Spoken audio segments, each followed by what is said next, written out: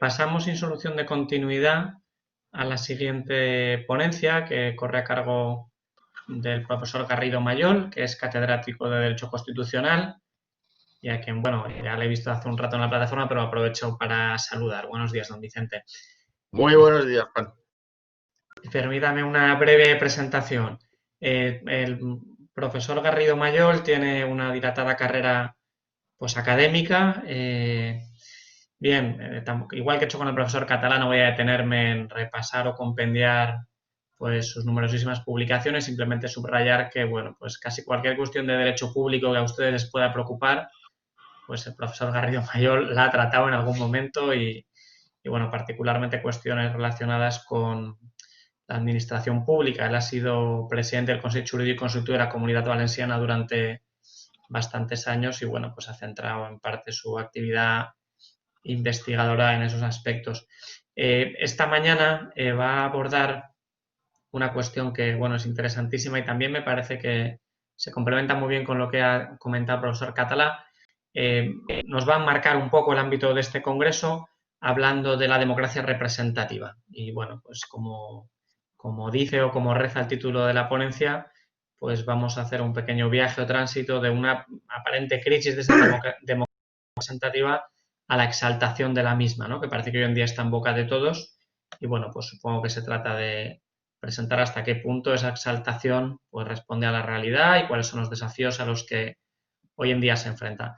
Muchísimas gracias, profesor Garrido Mayol, por su presencia en estas jornadas y estoy seguro que los participantes y los oyentes aprenderemos mucho, como siempre, cuando le escuchamos. Cuando quiera puede comenzar su ponencia. Muchas gracias, eres muy amable, Juan. Y quiero dar las gracias en primer lugar al director del curso, a los directores, ¿no? Pues el profesor Alejandro Catalá y mi buen amigo, y el profesor Jorge Castellanos, a los dos. Pues quiero agradecer la invitación a participar en este curso. Efectivamente, el título de mi ponencia es de la crisis de la democracia representativa a la exaltación de la democracia participativa o de la democracia directa, porque son conceptos que muchas veces se confunden. Pero yo, al hilo de lo que estaba hablando el profesor Catalá, puesto que ya avanzo que uno de los motivos de crisis de la democracia representativa es precisamente el funcionamiento de los partidos políticos, pues lo que iba a hacer luego lo adelanto. Voy a hacer una reflexión también. Los partidos políticos que son, como dice Gramsci, ¿no? ¿Verdad? Los nuevos príncipes. Bueno, pues efectivamente el profesor Catalá ha dejado muy claro que, de acuerdo con lo que dispone el artículo 6 de la Constitución española, la estructura interna y el funcionamiento de los partidos deberán ser democráticos. Y ha hecho una reflexión a la que yo me quiero unir para constatar si en efecto los partidos políticos, la estructura y el funcionamiento interno son democráticos. Evidentemente, hay una pluralidad de opciones para que el funcionamiento de un partido pueda considerarse democrático, pero la realidad es que presentan rasgos en sentido contrario. Cada uno de verdad es libre de organizarse internamente como tenga por conveniente, con el condicionante de un funcionamiento democrático, pero es lo cierto que se observa un poder omnímodo en manos de sus dirigentes, especialmente en manos del líder, con rasgos de alarmante caudillismo, cuyas decisiones en todos los ámbitos se superponen no ya a los deseos de los militantes, sino también a las opiniones de los demás dirigentes del partido. El militante apenas participa en los procesos de adopción de acuerdos, ni desde luego en la elección de los candidatos a cargos públicos. Es habitual que los militantes se enteren, a la vez que el resto de ciudadanos en general, de decisiones sobre quién va a ocupar un determinado cargo público que ha de ser elegido por un órgano colegiado. Yo recuerdo cuando, en cierta ocasión, el presidente del gobierno, entonces era recién elegido, José María Aznar, anunció después a un comité ejecutivo quién iba a ser la presidenta del Senado. Dijo, el presidente va a ser fulanita de tal. Hombre, yo creo que en política hay que guardar las formas, las formalidades son muy importantes. Entonces, decir esto, no, hombre, será que el partido, el comité ejecutivo va a proponer a doña Esperanza Aguirre, que se trataba entonces, para la presidencia del Senado. Hubiera sido lo correcto. Pero ya tienen esos tan autoritarios los dirigentes de los partidos, y no me estoy refiriendo en exclusiva a José María Aznar, sino a todos los dirigentes políticos. Ella dijo quién iba a ser la presidenta del Senado. Quizás por adelantar, ¿verdad? Porque obviamente gozaba su partido en aquel momento de mayoría absoluta en el Senado y por lo tanto el candidato del Partido Popular iba a ocupar la presidencia. Pero yo creo que estas formas, en esos detalles también hay que guardar los métodos y las formalidades, porque una democracia, no nos olvidemos, está integrada por un sinfín de formalidades. Se dice algo tan básico como ocurre en otros países, como la elección de base del candidato a la más alta magistratura de la nación. En el nuestro resulta por lo general extraño y no faltan agoreros que aducen los más diversos argumentos para mostrarse contrarios al sistema de primarias. Dicen, es que las primarias destrozan a un partido político. Ah, claro, ya, claro, pues entonces es mejor el dedazo, ¿no? Pues no, los que estamos fuera no lo entendemos así y desde luego quien milita en un partido político estoy seguro que tampoco lo debe entender así, a no ser que quiera subirse al carro del dirigente de su partido político que opina que las primarias destrozan los partidos políticos. Los destrozarán porque posiblemente pues no haya una cultura en estos momentos de primarias, aunque las ha habido en varios partidos y singularmente pues en los dos grandes ha habido primarias, pero para evitar estas excusas de mal pagador, es que no puede ser, es que se genera mucha crisis dentro de los partidos, yo creo que se debería establecer la elección directa del líder, una legitimidad de primer grado con participación de todos los militantes. Y esto se puede hacer. Se puede hacer modificando la ley orgánica 6 del 2002 de partidos políticos y concordantes. Vamos a dejarnos de tonterías. Si la Constitución dice lo que dice, pues vamos a llevarlo a sus últimas consecuencias haciendo las correspondientes reformas legislativas. Es que si no es así, no va a haber nunca una democracia interna en un partido político. Y que no me digan que cada partido político se organiza de una manera y entiende la democracia interna de una manera. No, es que está clarísimo lo que es. No hay democracia interna si no se consulta a los militantes, si no se lleva a consultar a los militantes las grandes decisiones. El partido político pues tiene las decisiones que tiene que adoptar, bien desde el gobierno o bien desde la oposición. Y al final, pues es verdad que como Smith ha dicho, pues los grandes partidos, en su mayoría, pues se han convertido en grandes estructuras, una organización con un complejo social minuciosamente organizado, con burocracias influyentes, con un ejército de funcionarios remunerados, con todo un sistema de organizaciones auxiliares de socorro, ¿verdad?, a los cuales pues está ligada pues una clientela espiritual, social y económicamente coherente. Y por ello señaló que había que poner límites a ese excesivo robustecimiento de los partidos. Es verdad que en algún tiempo se habló, en vez de democracia, de la partidocracia, para poner énfasis en ese robustecimiento tan enorme de los partidos frente a otros elementos de la sociedad.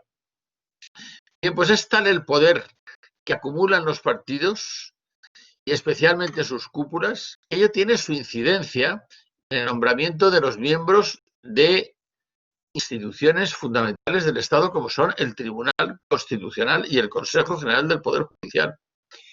Y consecuentemente en la elección directa de los magistrados del Tribunal Supremo y los presidentes de los tribunales superiores de justicia, de las audiencias provinciales, etcétera, en el defensor del pueblo, en los miembros del Consejo de Estado, del Tribunal de Cuentas y de la Fiscalía General del Estado. Todo es tremendo, todo está mediatizado, todo está politizado.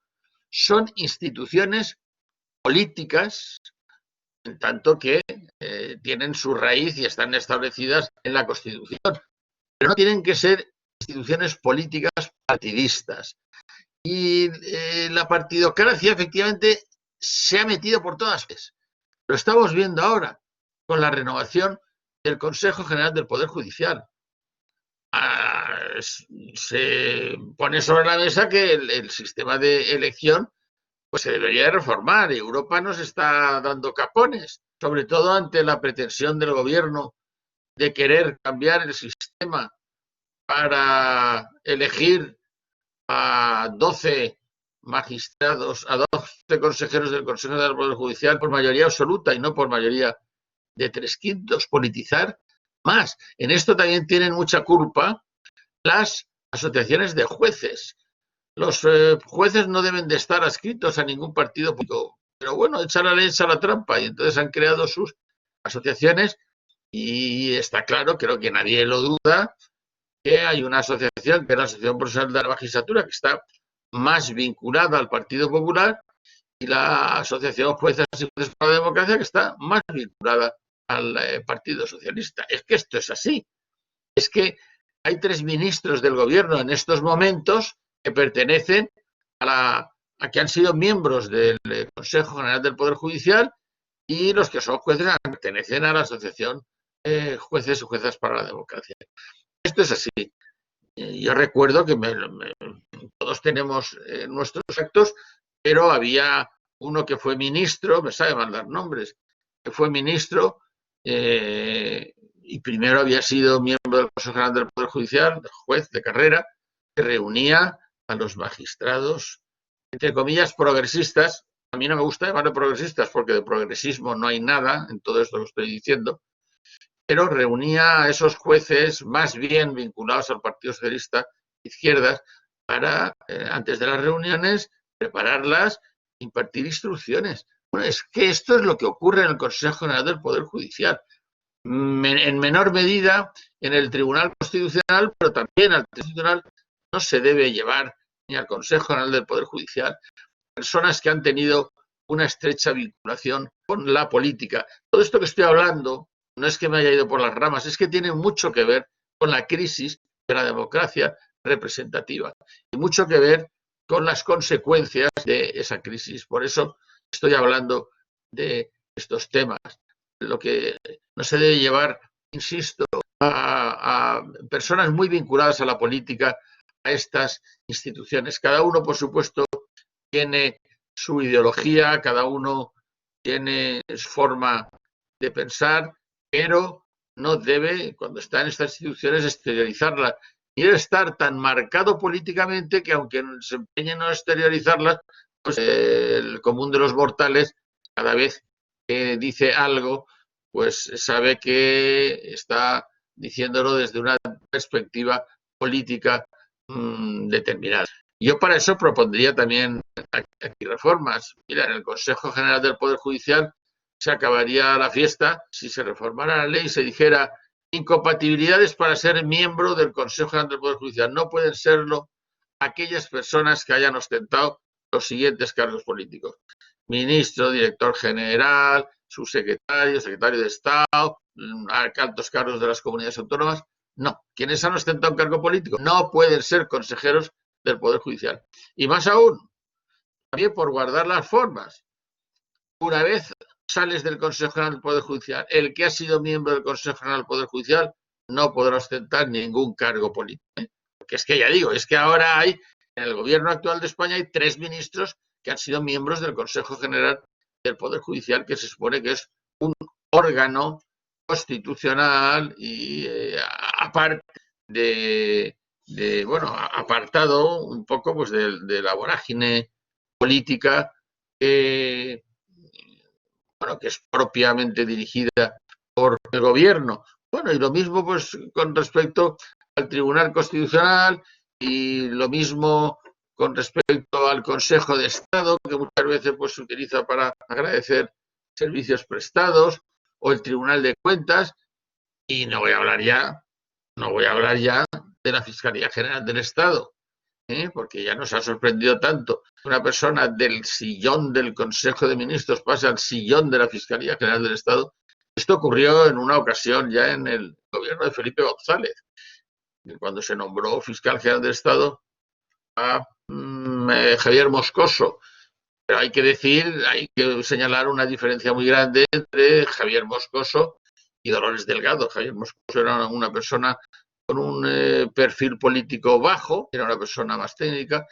Dolores Delgado, hasta hace unos meses, el año pasado, pues cuando las elecciones, pues iba dando mítines diciendo que el Partido Socialista había que arrasar, que teníamos que impedir que el Partido Popular y la derecha llegara al poder. Bueno, pues esa persona no puede, queda inhabilitada para ser fiscal general del Estado, porque todo lo que haga, aunque lo haga bien, pues va a estar puesto en entredicho. Si lo estamos viendo ahora, si la Fiscalía acusa o no acusa a Podemos, si la Fiscalía acusa o no acusa a cualquier miembro del gobierno, pues está en entredicho todo, por su perfil altamente político. Y esto pues genera una desconfianza en el pueblo, y por lo tanto pues contribuye a provocar la crisis de la democracia representativa. Mirar en el ranking de 2017 sobre calidad democrática de los partidos españoles,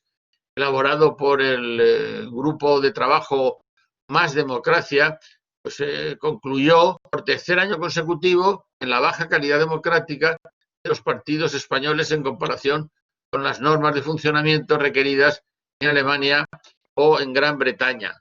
Bueno, pues es que eso es lo que estamos viendo, y eso es la politización de la intromisión de los partidos políticos en todo el entramado institucional del Estado y la falta de democracia en los partidos políticos, democracia en su organización y en su funcionamiento, pues son un golpe bajo a lo que es la democracia representativa. Y después de haber hablado de esto, porque he considerado que tenía cierta conexión con con la ponencia del profesor Alejandro Catalá, pues vuelvo un poco a lo que es unas consideraciones breves sobre lo que son la democracia representativa. Mirad, vivimos en estados configurados así, fruto del movimiento liberal. Es verdad que se dice que el Estado es la criatura predilecta del Renacimiento, pero la realidad es que los estados tal cual hoy los conocemos pues son fruto del movimiento liberal, cuyos orígenes están ligados a tres procesos revolucionarios, el inglés en el siglo XVII y el norteamericano y el francés en el siglo XVIII. Y aunque los planteamientos teóricos de estos procesos revolucionarios pues sean semejantes, cada uno de ellos tiene sus características propias y cada uno aporta elementos configuradores de lo que conocemos como Estado liberal. Bien, pues esos caracteres comunes al Estado liberal lo configuran como un Estado individualista, lo que implica una organización estatal al servicio del individuo, un Estado abstencionista, un Estado nacional, un Estado constitucional en el cual es esencial que exista una división de poderes, que exista un reconocimiento de los derechos fundamentales y las libertades públicas y que exista una constitución como límite a la acción del poder político del Estado. Pero sobre todo, además, ese Estado que nace del liberalismo es un Estado representativo. La representación es una figura que proviene del derecho romano. Una persona representa a otra para hacer por ella lo que debía o quería hacer, en definitiva, para decidir por ella. La representación política se gesta a partir de fórmulas reconocidas en el derecho privado. Varias personas van a actuar en nombre de otras, teniendo su actuación efectos jurídicos como si la hubieran realizado los representados. Inicialmente, la representación comportaba realizar algo por mandato de otro. Se representaba a alguien para hacer lo que ese alguien había pedido que se hiciera. Es lo que se conoce como el mandato imperativo, propio de la representación de la época medieval. Por ejemplo, en nuestras Cortes Valencianas estaban integradas por 3 estamentos, 3 brazos. Los diputados acudían allí con mandato imperativo de cada uno de sus estamentos. Estaban ligados por ese mandato a sus respectivos estamentos. Modernamente, sin embargo, la representación adquiere otra dimensión.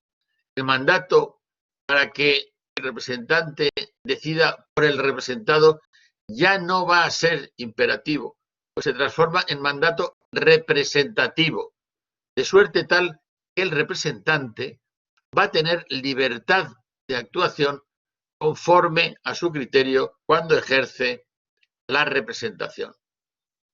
Ahora está vedado el mandato imperativo. Os recuerdo que el artículo 67.2 de la Constitución proclama que los miembros de las Cortes no están ligados por mandato imperativo. Ya sé que muchos de ustedes o de vosotros, perdonadme el tuteo, permitidme el tuteo, estaréis diciendo, ¿cómo que no hay mandato imperativo en un partido político? Si alguien se sale del guión marcado por la dirección o por el líder, pues se le corta el cuello, o se le abandona, o se le arrincona.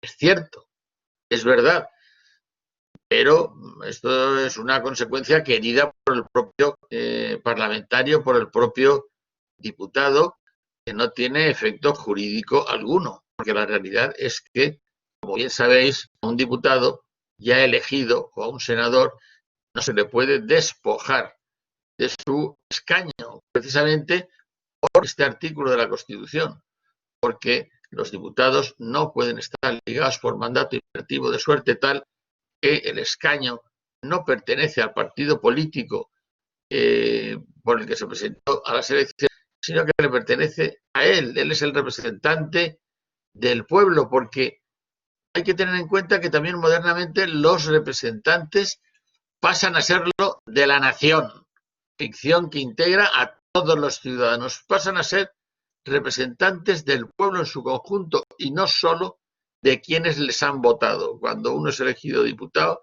es diputado de España, diputado representante del pueblo español en su conjunto. Y solo el pueblo español en su conjunto puede desposeerle el escaño, aparte de las excepciones que hay establecidas en nuestra normativa para los supuestos de tener que despojar a una persona de su escaño como consecuencia de un procedimiento judicial, anulación de una elección, inhabilitación, suspensiones, etcétera, etcétera. Eso es aparte, pero, insisto, nadie, solo el pueblo, puede despojar al diputado, a su representante, de esa representación. ¿Y por qué la representación? Pues porque en esos espacios en que el mundo está dividido, que son los estados, es posible decidirlo todo por todos siempre.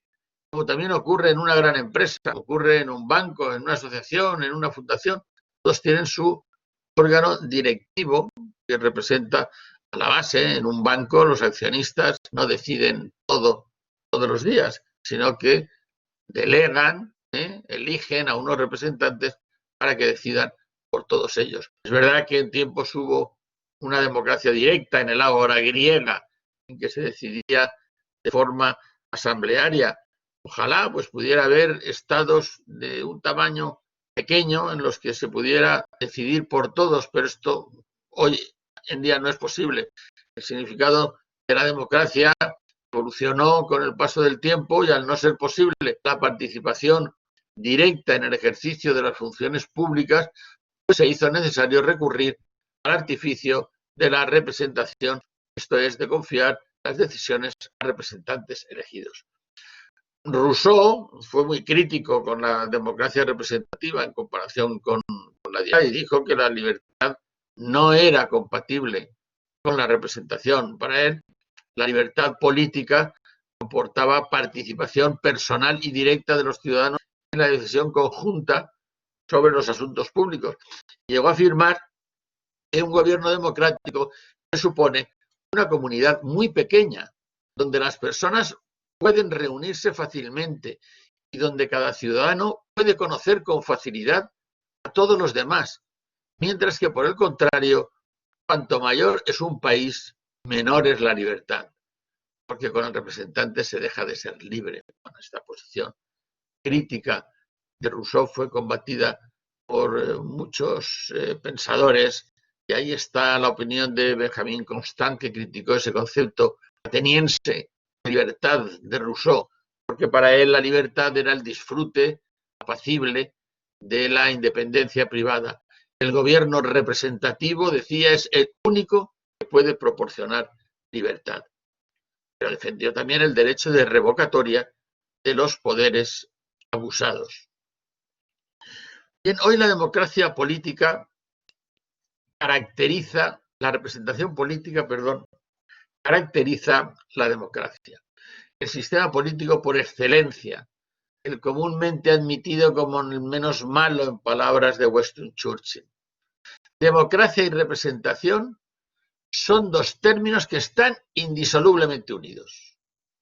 Los ciudadanos no podemos autogobernarnos. Precisamos de representantes y estos han de ser escogidos de forma democrática. De esta manera gozarán de legitimidad. La legitimidad democrática de los gobernantes se basa en su elección directa por el pueblo. Ojo, directa, también hay legitimidad democrática indirecta, lo estamos viendo ahora en los Estados Unidos de América. El presidente, en contra de lo que nos parezca, no se le elige directamente, sino de forma indirecta, pues democrática, y el presidente de los Estados Unidos gozará de legitimidad democrática.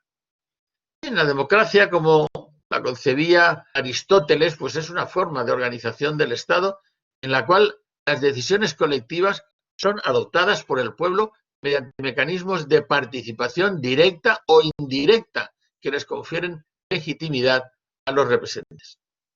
Ha habido una notable evolución en la conformación de la democracia representativa, pues si bien ya no se puede cuestionar la legitimidad de origen que proporciona la representación, pues el derecho de sufragio es universal e igual.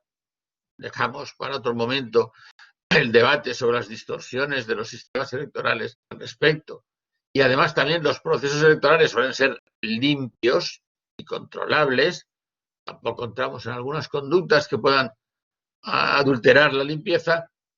Junto a ella, junto a la legitimidad de origen, se exige la legitimidad de ejercicio respecto a las minorías, al Estado de Derecho, a la letra y espíritu de la Constitución, coherencia del programa. Todo esto tiene que ser respetado por quien ha recibido el mandato de gobernar, por quien es el representante. Y en ocasiones, pues, el pueblo se queda desconcertado al comprobar que tiene que exigir una democracia de mayor calidad, porque la que hay pues presenta unas disfunciones que la alejan de aquel ideal de democracia que todos tenemos en nuestra mente. Por otra parte, la conformación de la democracia representativa, los representantes en las asambleas pues se fueron agrupando históricamente sobre la base de la coincidencia ideológica y programática, y de ahí fueron naciendo los partidos políticos. Y es tal el poder y el protagonismo que en la vida pública han adquirido los partidos políticos que, como advertía hace un momento, pues ha llegado a acuñarse la expresión partidocracia para sustituir a la democracia representativa. Pero se constata que la democracia representativa está en crisis. El sistema de representación ha perdido eficacia y sobre todo que la ciudadanía ha perdido confianza en sus representantes. Y la confianza es el elemento nuclear sobre el que descansa el sistema representativo. Pero ¿cuáles son esas causas de esa crisis? Antes he citado una, referida a los partidos políticos, que ha sido con lo que he iniciado mi intervención. Pero hay más. Por una está la falta de entendimiento del sistema organizativo, de la forma como operan los órganos del Estado, del complejo sistema de adopción de decisiones, el Estado, las comunidades autónomas, la Unión Europea, la pluralidad de órganos, de centros políticos de decisión. Lo estamos viendo con la pandemia. ¡Qué desazón! ¡Qué desconcierto! ¡Qué saturación informativa que nos conduce a la más absoluta desinformación! No sabemos quién decide, quién tiene que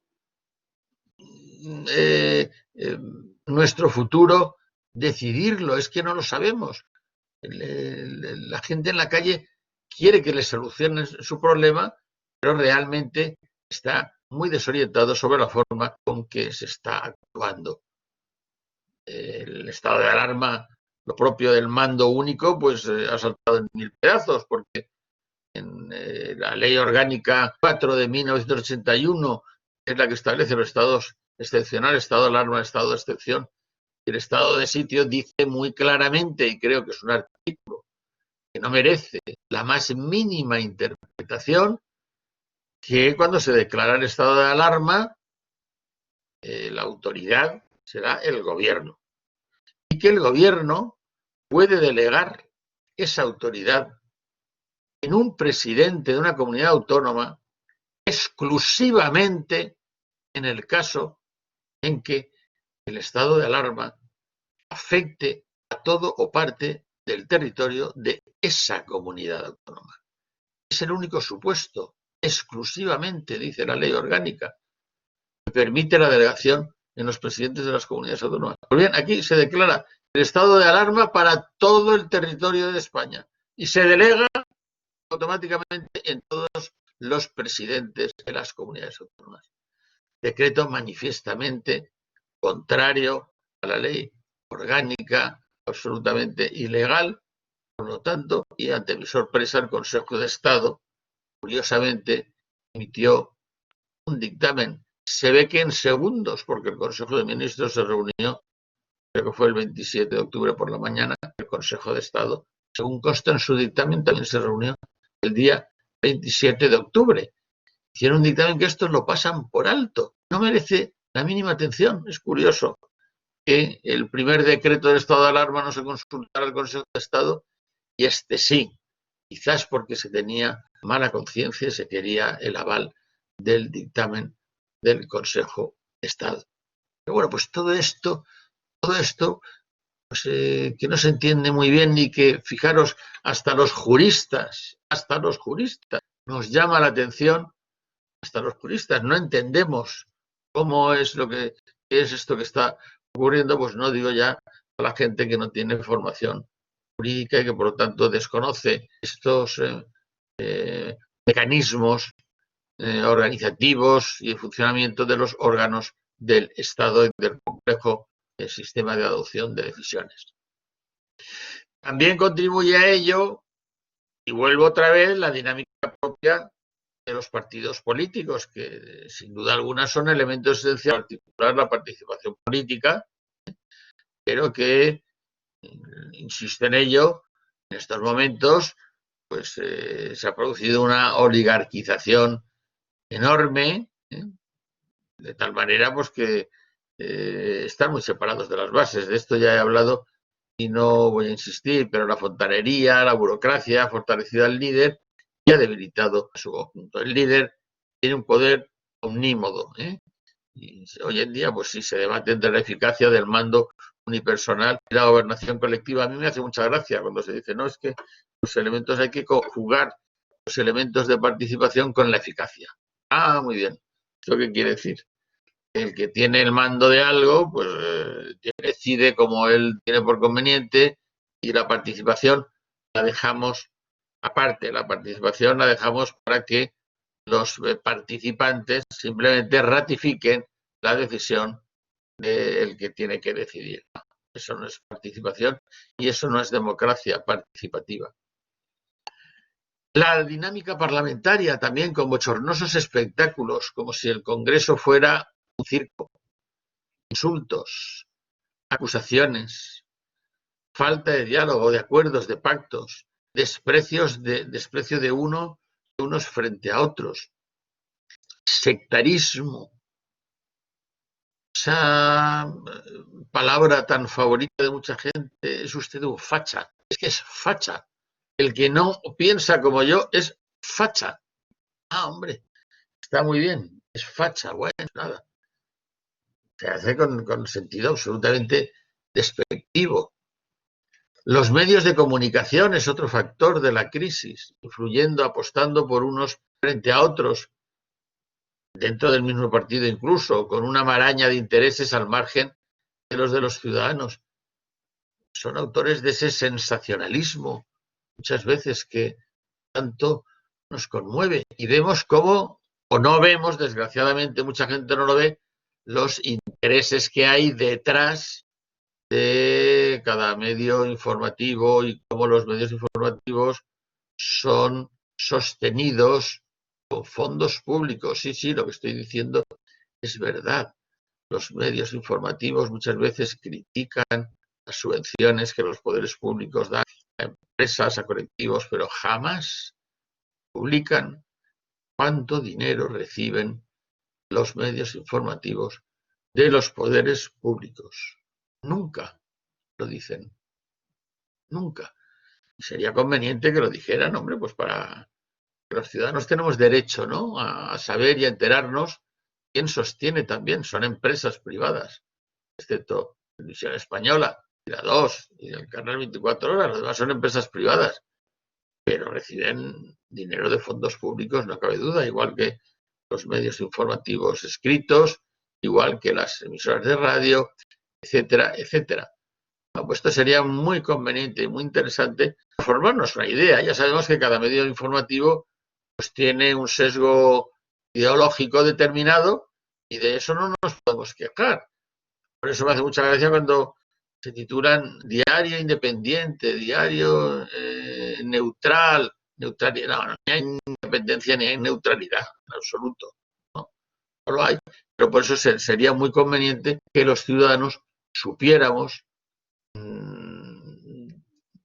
quién hay detrás de cada periódico o quién lo financia. Más que nada por hacernos una idea y saber a qué atenernos.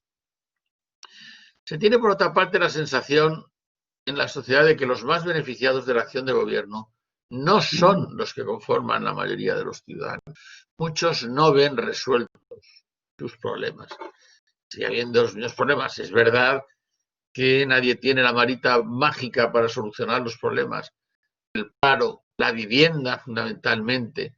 Hay una incertidumbre de futuro. Ahora, por ejemplo, esa incertidumbre se centra en los colegios concertados. Hay miles de familias que llevan a sus hijos a colegios concertados. Los colegios concertados son colegios privados sostenidos con fondos públicos porque son la expresión de la libertad de enseñanza. Nuestra Constitución proclama como derecho fundamental la educación, pero íntimamente ligado a la educación, la libertad de enseñanza. Y la libertad de enseñanza comporta la libertad de creación de centros docentes y comporta las ayudas del Estado a esos centros privados que van a propiciar que los padres que tienen el derecho a escoger la educación que deben recibir sus hijos puedan optar por uno u otro centro.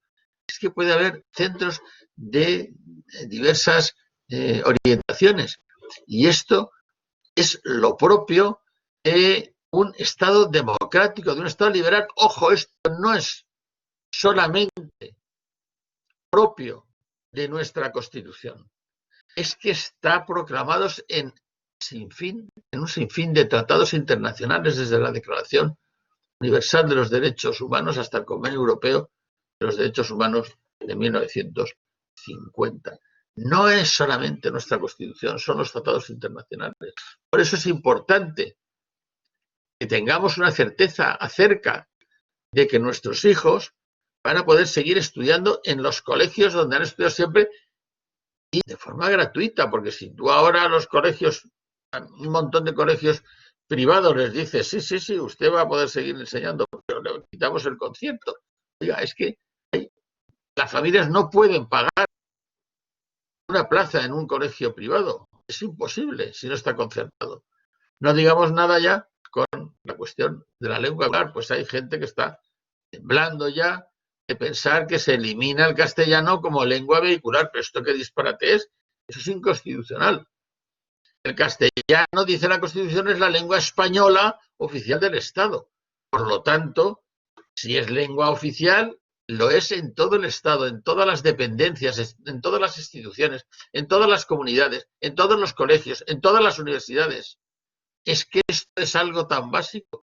Es que resulta que Esquerra Republicana exige para votar los presupuestos que la lengua vehicular en los colegios catalanes sea el catalán. ¿Pero esto qué es?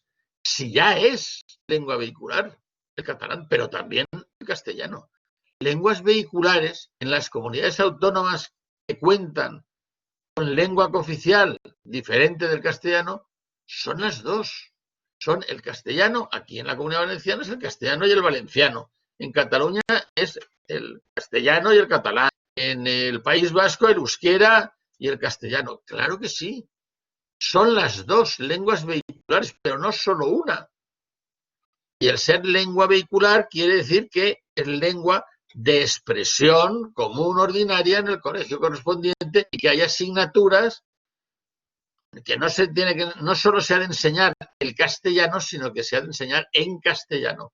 Y dicho de otra manera también, no solo se ha de enseñar el valenciano, sino que se ha de enseñar en valenciano.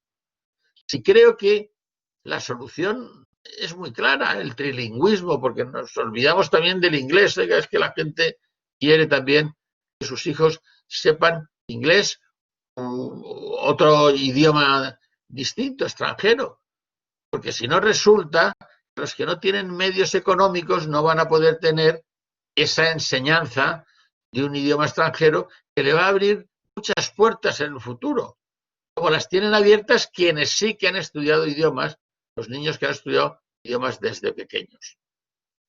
Por lo tanto, esto me parece esta política de campanario casposa tremenda, pero al final genera una inquietud en los ciudadanos.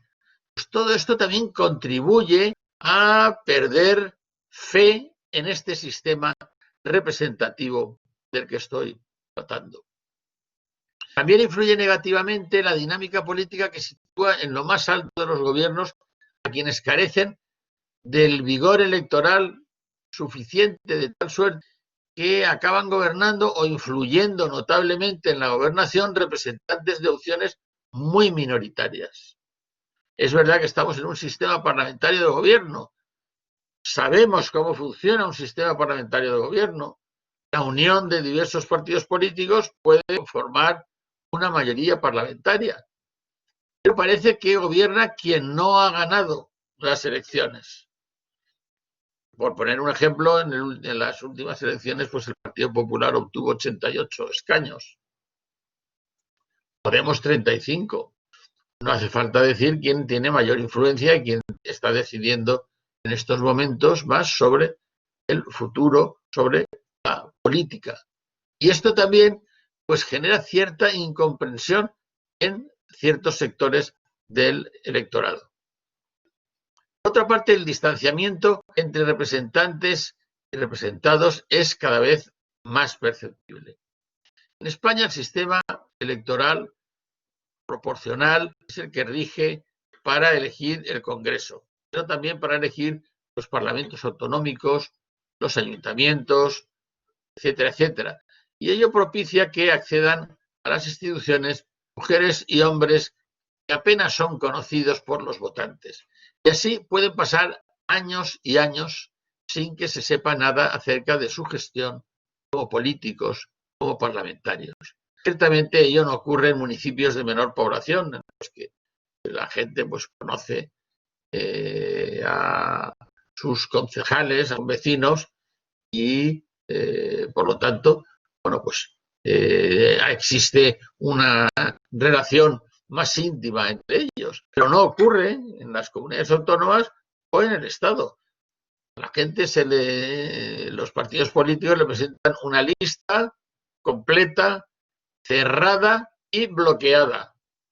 Y el ciudadano no tiene más remedio que meterla en el sobre y votar. No conoce a nadie de quien va en la lista, conoce solamente pues, al líder del partido político correspondiente. Pero de los que están en la lista no conoce a nadie. De esa lista luego resulta que algunos, los que van en los primeros lugares, van a salir elegidos diputados. Pero luego es que los diputados, no, yo os invito a hacer un ejercicio. ¿Seríais capaces de decirme 5 diputados de las Cortes Valencianas, aparte de presidente y algún consejero conocido, alguien, los de 99 diputados, ¿conocéis a muchos? De los diputados y senadores del Congreso de los Diputados, ¿conocéis a muchos? ¿Sabéis quiénes son los diputados valencianos? ¿Qué hacen esos diputados por Valencia, por la Comunidad Valenciana? ¿Se preocupan de los problemas que tenemos los valencianos? No tenemos ni idea ni a dónde poder acudir para que os informen, para pedirles cuentas. No, las cuentas se dan solamente cada 4 años.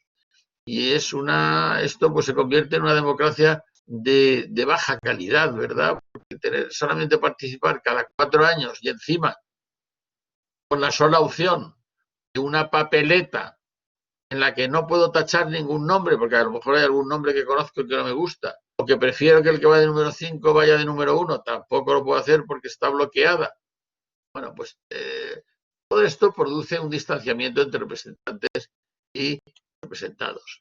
Además, los representantes que van en los primeros lugares de la lista pues son los amigos del líder, aunque no sean los mejores, pero sí los más fieles. ¿Y qué pasa? Que muchas veces los mejores no se presentan a las elecciones porque no tienen oportunidad de ir en las listas, porque no son amigos del líder, no son amigos del círculo íntimo del líder.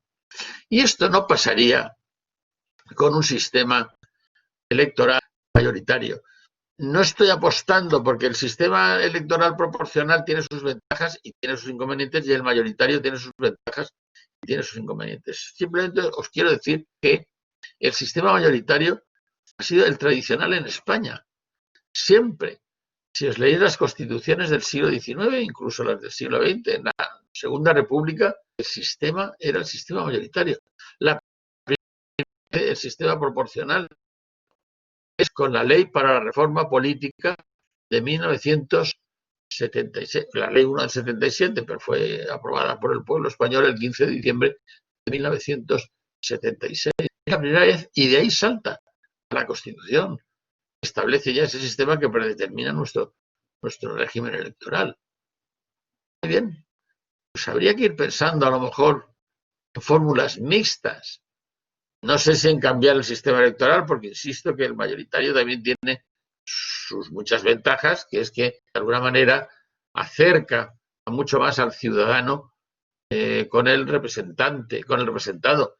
En Reino Unido, por ejemplo, es un país donde se elige la Cámara de los Comunes mediante el sistema mayoritario, todos los diputados, el Estado queda dividido en distritos uninominales.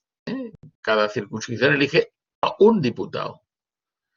Y los partidos políticos presentan pues, a sus candidatos y el escaño se lo lleva pues, el que más voto tiene. Es el sistema mayoritario. Pero claro, esos diputados pues tienen una relación directa con los comerciantes de su distrito, con los ancianos, con los jóvenes, con los autónomos, con, qué sé yo, pues con toda la gente que integra su distrito electoral y esa es la gran ventaja que tiene el sistema mayoritario. Quizás habría que pensar en fórmulas mixtas como ocurre, por ejemplo, en Alemania. La corrupción, sin duda alguna, ha sido el detonante de un evidente cambio de mentalidad en la ciudadanía. Corrupción no es solo política, pues se constata en otros ámbitos ajenos a esta, aunque es la política la que donde alcanza pues mayor resonancia. Una resonancia también es verdad, a veces exagerada, amplificada e injustamente perturbadora del sistema en su conjunto. La corrupción no es un mal propio de un lugar y de un tiempo determinados. Siempre se ha percibido su existencia, en cualquier época, bajo regímenes de distintos signos y en cualquier parte del mundo.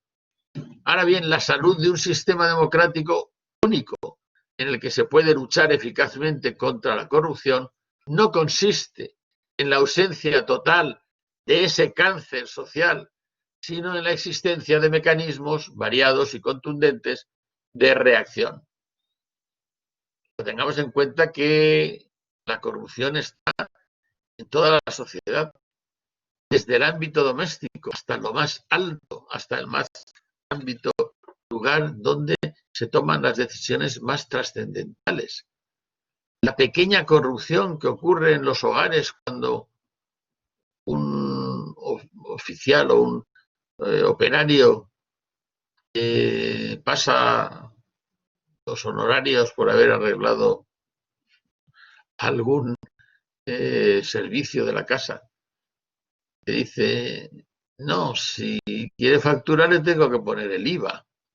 Eso es corrupción. Es una corrupción muy pequeñita, pero esa corrupción que empieza desde abajo llega hacia arriba, hasta lo más alto.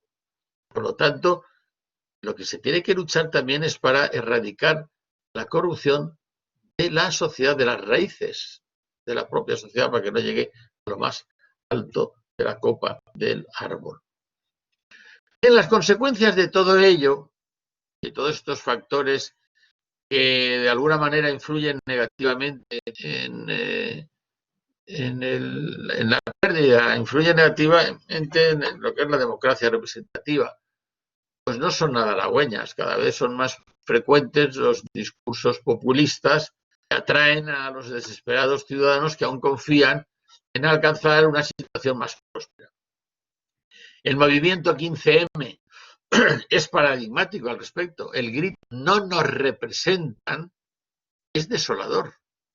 Consecuencia quizás de la inacción o de la mala acción de los partidos dinásticos. Por una parte, la gente quiere participar más activamente en la toma de decisiones o exigir que quienes las tomen bien. Por otra parte, los ciudadanos se sienten fuera de la sociedad del bienestar que tanto se proclama. Y en ese caldo de cultivo surge el populismo. Ya antes se había percibido en otros países como Islandia, Irlanda, Grecia o Portugal, incluso en Estados Unidos. Sus máximos exponentes propugnaban ser tenidos en cuenta y no ser mercancía de políticos y banqueros. Exigían una nueva cultura política y ciudadana más crítica y exigente. Las redes sociales fueron sin duda alguna sus aliados. El populismo como movimiento capaz de mover a las masas con mensajes sumamente atractivos, por su acerada crítica al status quo establecido y con capacidad de ilusionar propuestas tan deseadas como irrealizables, ha venido para quedarse, pero amenaza al establishment, amenaza al orden constitucional constituido. Y quien representa o quiere representar a ese movimiento populista, aunque no quieran reconocerse como tales, pretende asumir todos los reclamos, todas las reivindicaciones, algunas, aunque sean contradictorias, echarle la culpa a los de arriba, a la casta, origen de todos los males, tomando quizás como catecismo la razón populista del argentino Ernesto Laclau. Impulsan círculos de participación popular de barrios y ciudades y al propio tiempo un liderazgo indiscutible, un caudillaje sin oposición de ningún tipo. Y los caracteres del populismo son la supresión de la división de poderes, el cuestionamiento del pluralismo, la negación, en definitiva, de la representación política. El populismo lo primero que hace al llegar al poder es suprimir el sistema de controles, debilitando las instituciones de control político como el gobierno o jurídico como los tribunales. Y se produce un abuso de la legislación de urgencia y un aumento de la corrupción y una desprotección de las minorías. Esas son las consecuencias. La línea divisoria entre el populismo y el régimen autoritario es muy fina, porque el autoritarismo participa también de los caracteres del populismo. Por ello, las democracias tienen que estar alerta ante los riesgos que para los cimientos del Estado democrático conlleva la irrupción de los partidos y movimientos populistas o autoritarios. Sin división de poderes, sin instituciones de control, no hay Estado de Derecho. Y sin pluralismo político, no hay Estado democrático. Se puede equiparar a la demagogia, que según Aristóteles es la degradación o la corrupción de la democracia, y consiste en ser una estrategia utilizada para alcanzar el político. Esta se lleva a cabo mediante apelaciones a prejuicios, emociones, miedos y esperanzas o ilusiones del público para ganar apoyo popular, frecuentemente mediante el uso de la retórica y de la propaganda. La demagogia es frecuentemente utilizada por encima de cualquier degradación política, debido a que es una forma segura de alcanzar el poder político. Pero la realidad es que como consecuencia de la crisis de la primera década de este siglo, España está viviendo un tiempo de convulsiones políticas y sociales en el que han proliferado nuevas fuerzas políticas. Antes se refería a ello el profesor Catalá. Se suceden los movimientos cívicos de distinta procedencia, significación y objetivos en que se constata un interminable elenco de iniciativas, de propuestas tendentes a conseguir una democracia de mayor calidad. El ciudadano ya no se conforma con ser representado en las principales instituciones del Estado. Algunos quieren participar, quizás no todos, esto también hay que decirlo, de una forma más intensa y personal en el proceso de toma de decisiones que le afectan. Y al propio tiempo, pues ejercer un control más directo sobre la gestión de los fondos públicos a cuya conformación contribuye mediante el pago de sus impuestos. Sin despreciar la extendida fórmula de la democracia representativa sobre la que descansa el funcionamiento del Estado contemporáneo, la fórmula que irrumpe con fuerza es la de la democracia participativa, con sus instrumentos como consultas y referenda, la tendencia a la actividad asociativa, asociaciones, fundaciones, colectivos, órganos consultivos, el diálogo, en definitiva, y una relación que se pretenda tanto prolífica entre gobernantes y gobernados.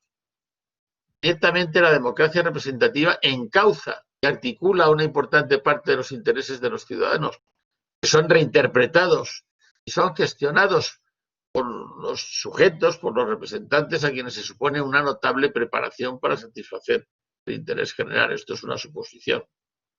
Pero lo cierto es que modernamente se observa una tendencia a percibir la representación como un desentendimiento postelectoral. A considerar que una vez elegido el representante, pues puede desentenderse de sus representados, si no es porque al filo de la legislatura se afana por conseguir de nuevo la confianza de sus electores. Parece que la mediación que supone la representación es sospechosa y en tal sentido se observa cierta desafección política, que se nutre fundamentalmente de la apatía, el desencanto, la desmotivación y la desconfianza hacia formas de gobierno tradicionales. Es que vivimos en una época donde se busca la inmediatez, pero con todos los defectos que se quiera, no podemos renegar de la democracia representativa, sino antes bien tratar de encontrar nuevas fórmulas que conduzcan al perfeccionamiento del sistema. El acento no se pone ya en el mandato popular que recibe el representante, sino en la convivencia de la representación política con otras posibilidades que favorezcan la intervención de los ciudadanos en asuntos públicos. Ciertamente ganan terreno los mecanismos propios de lo que se conoce como la democracia participativa, que es el modelo que descansa en las iniciativas directas de los ciudadanos sobre la vida política, que en todo caso no debemos exaltar como si fueran el bálsamo de Fierabras en detrimento de la democracia representativa. Ojo, las llamadas instituciones de democracia directa han de concebirse como un complemento de la democracia representativa. Hoy por hoy no hay otra solución. Quizás la solución llegue cuando se avance tecnológicamente de tal manera que todos los ciudadanos llevemos un aparatito encima de nosotros y las decisiones fundamentales pues podamos votarlas directamente los ciudadanos. Pero eso no llega y desde luego no creo que esté a la vuelta de la esquina. Es verdad que la existencia de Internet y la aparición de redes sociales pues está ocasionando una profunda transformación del escenario político y en particular de las posibilidades de acceso de los ciudadanos al debate político. Hoy cualquier ciudadano puede ser creador de opinión pública. Hoy se demanda mayor participación, se demanda una democracia de mayor calidad. Y es verdad lo que digo, el ciudadano puede ser creador de opinión pública. El poder omnímodo también de los medios de información ha quedado muy debilitado como consecuencia de las redes sociales. Ya no, las noticias ya no van a ser solamente las que publiquen los medios informativos, para eso están las redes sociales. Si una noticia se oculta por los medios informativos, saldrá en las redes sociales, siempre teniendo máximo cuidado con las fake news, por supuesto. Pero hayan encontrado los medios informativos un sistema de control muy fuerte a través de las redes sociales. Bueno, pues la democracia de mayor calidad pasa, por ejemplo, por la participación ciudadana, que es trascendental para el progreso democrático, como destaca Jorge Castellanos, uno de los directores de este curso, en una obra de muy reciente aparición, la participación ciudadana en el ámbito local, la integración democrática de lo local y de lo global en la era digital, editada por las Cortes Valencianas. Bueno, pues su primera conexión institucional del ciudadano se produce en su ámbito vital más próximo, que es el municipio, por lo que el progreso democrático debe nutrirse necesariamente de los elementos participativos que se generan en los entornos más próximos al ciudadano. Y de ahí que la materia de la participación ciudadana sea crucial en los escenarios democráticos. Su relevancia es de sobra conocida y viene a suponer uno de los pilares sobre el que descansa todo el entramado institucional.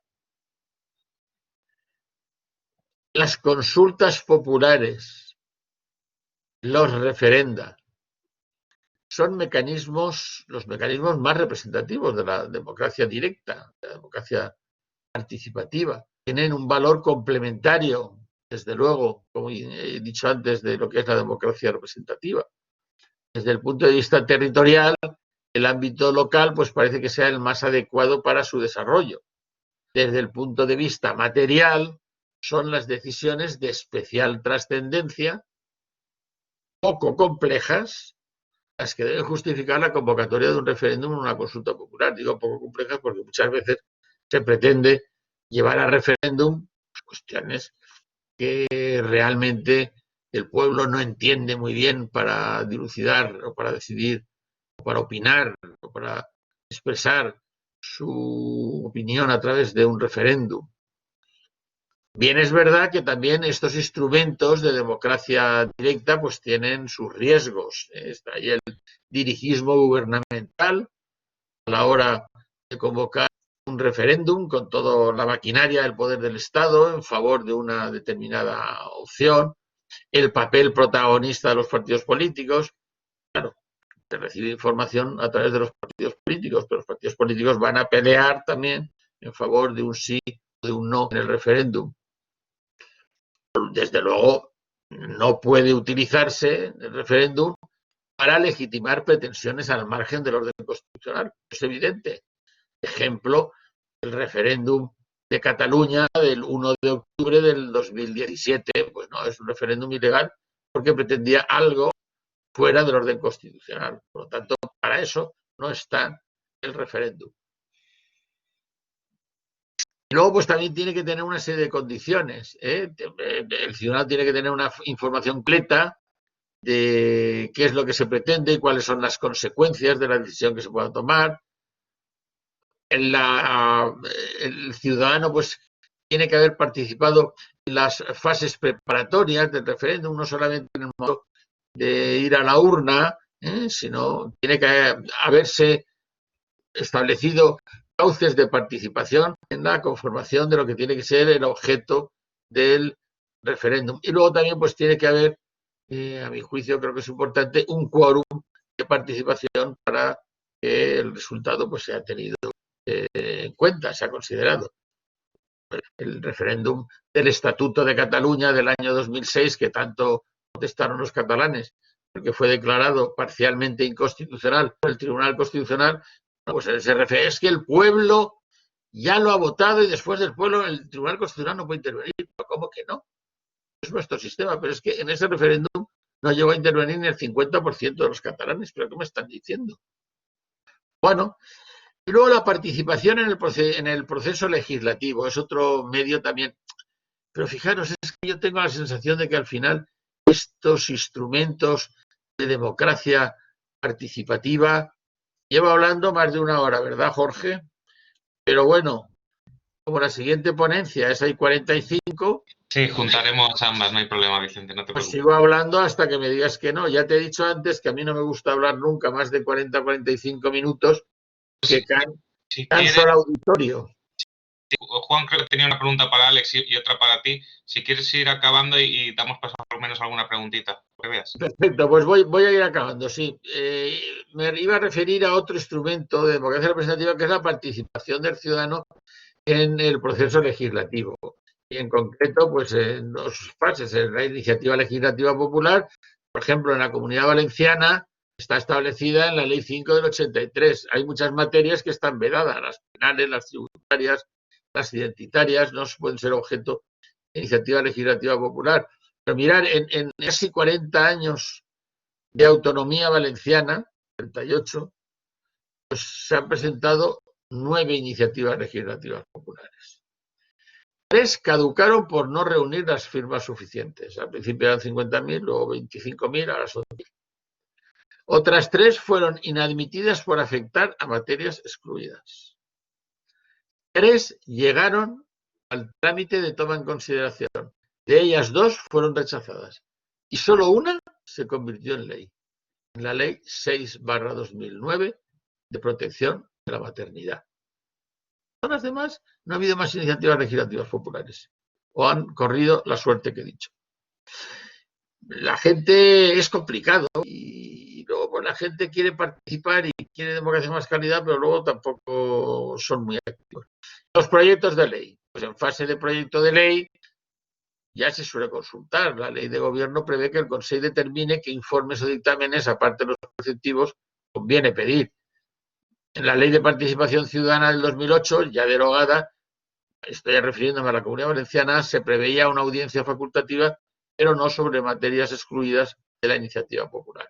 Y la ley actual, la Ley 2 del 2015 de transparencia, buen gobierno, etcétera, pues establece diversas posibilidades al respecto. Pero nos interesan, y muchas veces nos enteramos de decisiones cuando ya están tomadas. En fase parlamentaria, pues hay previstas unas audiencias públicas de entidades, de expertos, está previsto en el reglamento de las Cortes, pero lo tienes que pedir, has de enterar, has de estar, si no estás metido en los instrumentos propios de la sociedad civil, de fundaciones, asociaciones, foros, etcétera, etcétera, pues es muy difícil que te enteres y poder participar. Y concluyo hablando o diciendo una nota apuntando que la sociedad civil es muy importante al hablar de democracia participativa, la potenciación de la sociedad civil con educación, con unos medios libres, con fundaciones, asociaciones, foros ciudadanos donde se analicen y debatan los problemas de la sociedad de España, apartados de gobiernos y de partidos políticos, pero, por supuesto, ofreciendo siempre su colaboración a gobiernos y a partidos políticos. Y aquí acabo. Muchísimas gracias por vuestra atención y siento haberme extendido tanto.